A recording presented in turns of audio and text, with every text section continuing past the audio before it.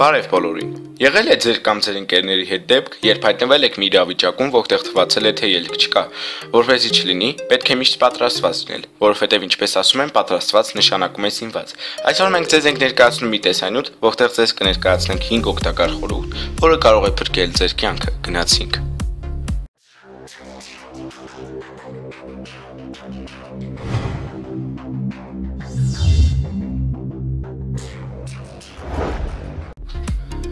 Ինչ անել, եթե դուք ընկել եք սառցի մեջ։ Եթե դուք հայտնվել եք սառցաջրում, ուրեմն դուք հավանաբար ապշած կլինեք։ Իսկ դա նշանակում է, որ դուք կարող եք խոճապի մատնվել։ Այո, դա հեշտ չէ, բայց փորձեք հանգստանալ։ Հիշեք, որ դուք ունեք փրկվելու ժամանակ, թեկուզ եւ քիչ։ Գործել պետք է արագ եւ կանոնակարգված։ Ջրում հայտնվելուց հետո դուք ունեք ընդամենը 10 րոպե, քանի դեռ մկանները չեն սաղել եւ 1 ժամ, քանի դեռ չեք կողտրել գիտակցությունը։ Սկզբում փորձեք բայել շունչը, լողացեք դեպի ափ։ Այդտեղ սառցիչը ավելի բարակ է։ Հնարավորությունը, որ կարող եք դուրս գալ սառցաջրից, մեծանում է։ Երբ արդեն դուք եք եկել ջրից, ձեռքերը ցալեք եւ բայեք դեպի ներքև։ Հետո ձեզ ագաչրելով, նաեւ ոտքերի ուղղությամբ, այնքան ագաչ շարժվեք, քանի դեռ մարմինը չի ընդունել հորիզոնական դիրք։ Ագաչ շարժվեք ագանց կտրուկ շարժումներ անելու։ Հիշեք, որ ձեր ամբողջ քաշը սառցեմակերևույթին պետք է ընկնի հավասարաչափ։ Զգույշ եղեք, քանի որ նորից սառցի մեջ ընկնելու հավանականությունը շատ մեծ է։ Կարևորը ժամանակի շուտ չկանգնեք, դուրս գալուց հետո անմիջապես հագեք չոր հագուստ եւ խմեք տակտեյ։ Չմոռանաք շտապօգնություն զարգարել, նույնիսկ եթե թվում է, թե ամեն ինչ կարգին է։ Երևի ձեզանից մեկին երբևիցե հետաքրքիր է եղել, արդյոք ողջ կմնակ ընկնող վերելակից։ Եթե վերելակը ընկնում է երկրորդ հարկից, ուրեմն շատ հնարավոր է, իսկ եթե դուք զգում եք, որ վերելակը ընկնում է մեծ բարձրությունից, դա նշանակում է պետք է գործել, կասենք ինչպես։ 100%-անոց փրկվելու միջոց չկա, բայց կա մի քանի միջոց, որը կարող է մեծացնել ապրելու հավանականությունը։ Կան տարածված սխալ միջոցներ, որոնցից են օրինակ ընկնելու ժամանակ ցատկել կամ ոտքերի վրացի կանգնել, բայց հիմա մենք ձեզ կասենք ամենահավանական միջոցները։ Դուք կարող եք չհավատալ, բայց ամենաօգտակար ձևը դա պարկելն է մեջքի վրա։ Հարվածը կբաշխվի ամբողջ մարմնով մեկ, այսպիսով խուսափելով մահացող տրավմաներից։ Երկրորդ կարևոր միջոցն է պաշտպանել գլուխը ձեռքը դնելով գլխի տակ, իսկ մյուս ձեռքը դնել դեմքի վրա։ Կմնաք դուք ողջ թե ոչ, հստակ ասել չի կարելի, բայց սրանով դուք ձեր ապրելու հավանականությունը կմեծացնեք։ Ինչպես մնալ ողջ ողջակվող մեքենայից։ Պատկերացրեք, դուք հանգիստ եղթևեկում եք ձեր գործերով եւ հանկարծ վթարից խուսափելու համար ղեկեղությունը կտրուկ փոխում եք եւ դուրս եք գալի եղթևեկելի գոտուց, հայտնվում ջրում։ Ագանց խոճապի, նույնիսկ այս իրավիճակում ելք կա,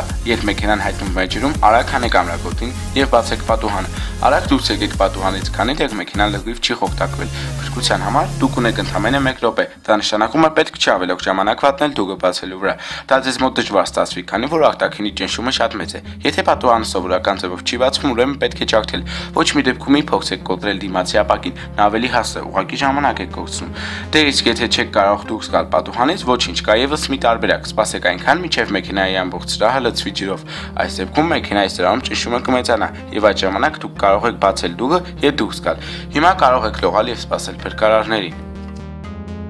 Ինչպես հասկանալ, որ մաղցրտի կաթված է ստացել, իսկ այս տեսանյութի այս հատվածում մենք անդրադառնում ենք մարդու հաղորդությանը։ Դուք գիտեք ինչ պետք է անել սրտի կաթվածի ժամանակ։ Ոչ, ուրեմն ձեզ պետք է անհապաղ ասել սրա մասին։ Քանի որ այս գիտելիքների շնորհիվ դուք կարող եք փրկել ձեր կամ մեկ ուրիշի կյանքը, կամ մի քանի հատուկ վարժություն, որպեսզի հասկանաք արդյոք դուժած սրտի կաթված է ստացել թե ոչ։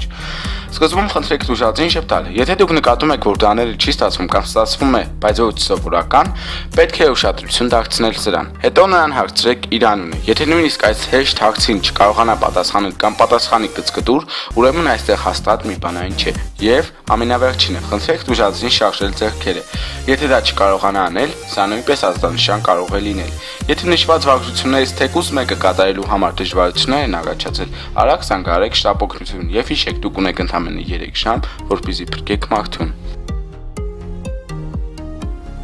Ինչ անել, եթե մարդուն չայացել է լինում։ Եթե դուք նկատում եք, որ մարդը տևական ժամանակ հազում է, դա նշանակում է, որ նա ինչ-որ խնդիր ունի։ Մեծ է հավանականությունը, որ նա շնչայացել է լինում։ Եթե դա երեխայի մոտ է, պետք է երեխային պարկեսել փորի վրա եւ 5 անգամ ձեռքով խփել նրա մեջքին։ Եթե դա մեծ մարդու մոտ է, ապա կատարում եք նույն գործողությունը, ուղղակի արդեն ավելի ուժեղ ենք հարվածում մեջքին։ Իսկ հետո, եթե դեռ խնդիրներ կան, սախում ենք փորին դեպի ետ 5 անգամ։ Ինչպես պատկերված է տեսանյութում, եթե չօգնեց կամ վիճակը շատ լուրջ է, պետք է նույնը նորից կատարել կամ զանգահարել շտապօգնություն։ Ինչպես փրկվել կայծակից։ Կայծակը իհարկե գեղեցիկ երևույթ է, բայց դրա հետ մեկտեղ շատ վտանգավոր է։ Եթե կայծակը հարվածել է մարդուն, ապա ապրելու հավանականությունը շատ քիչ է։ Եթե դուք անեք, աշխատեք հեռու մնալ էլեկտրական իրերից եւ մետաղալից, դե իսկ ամեն ինչ ավելի դժվար է, եթե դուք գտնվում եք բաց բնությունում, եւ դրա հետ կա նաեւ անձրև։ Այս դեպքում պետք է գտնել թաքնվելու ինչ-որ հարմար տեղ, ցանկալի է ցածր եւ հողի շերտին մոտ։ Կանգնել ծաղի տակ կամ բացել անձրևանոցը կայծակի ժամանակ շատ վատ միտք է, դա վտանգում է ձեր կյանքը։